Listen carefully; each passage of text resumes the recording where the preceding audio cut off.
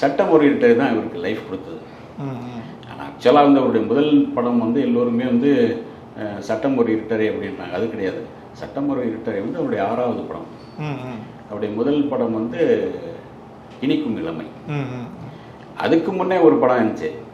அவர் அறிமுகமான முதல் படம் வந்து ரஜினிகாந்த் நடித்த என் கேள்விக்கு என்ன பதில். அதில் ரஜினிக்கு தம்பியாக தான் அவரை புக் பண்ணாங்க. ரஜினிக்கு தம்பியாக வந்து இதில் மதுரையில் சேனாஸ் ஃபிலிம்ஸ் இருந்திருந்தால் அவர் தான் புக் பண்ணார்.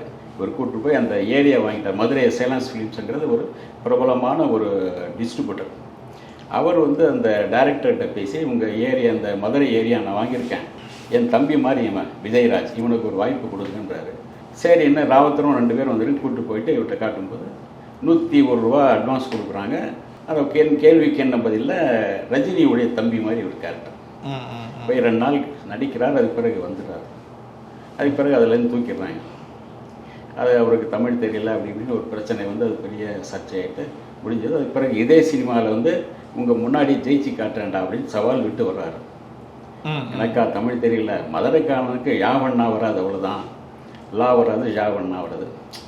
விழா அப்படிம்பாங்க, விழா அப்படின்னு சொல்ல மாட்டாங்களா, அந்த இதுதான் அதான் வராது. இதே உங்கள் முன்னாடி என்னை ஜெயிச்சு காட்டுறேன்டா அப்படின்னு சவால் விட்டு வர்றாரு. அதுக்கு பிறகு தான் போராட்டம் பண்ணி அதுக்கு பிறகு ஜெயிக்கிறாரு.